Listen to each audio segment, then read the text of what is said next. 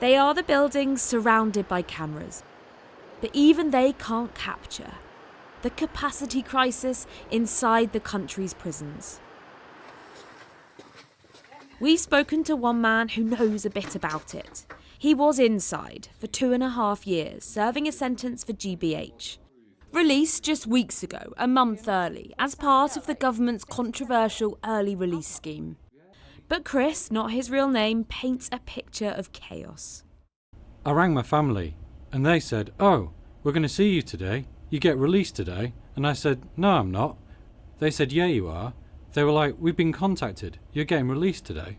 But they've been incorrectly informed. He wasn't released then. Days later came this. They came to my cell door. They opened the door and said to me that I'm getting released. They let me go to reception. Next thing you know, someone come down, probably about 3 hours later, and said sorry, because it's an early release, there was a mix-up with the systems. It is a system under strain. Releases sped up in order to free up space. Do you feel like staff there had a grip of what was going on? No, not at all. It was all up in the air, and they didn't really know what was going on. If they were coming, if they were going. Some members of the public will be concerned about some people that have gone to prison for some serious crimes are being let out early. I mean, do you understand their concerns? I understand them, but at the end of the day, people learn, and obviously people change. Everyone deserves a second chance. But others are worried. A letter from domestic abuse charities to the Justice Secretary and shared with Sky News expresses serious concerns about the scheme, asking the government to exempt domestic abuse perpetrators. We're prioritising solving a problem about prison overcrowding over the safety of victims. I have genuine fears for victims. I think there should be an exemption in place. It is complex, but there are ways that government could mitigate the risks.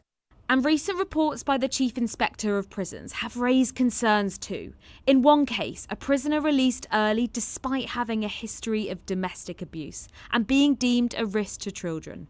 Inevitably, if you have an early release scheme, and the parameters are simply that if you've served fewer than 4 years, if you're not a sex offender or a terrorist offender or a life sentence prisoner, then inevitably that net is cast fairly wide, and there are some people within that net who will be designated as high risk of harm. The government have previously said that the scheme is about protecting the public, ensuring that there's space to keep putting the most serious offenders behind bars. They've said there are strict eligibility criteria for releasing people, that the prison service retains discretion to prevent release, and that all those released will still be subject to probation supervision and stringent licence conditions. The situation in our prisons is serious. They are overcrowded and under pressure. Emergency measures to change long-term problems. But will they be enough to turn the tide? Molly Malone, Sky News.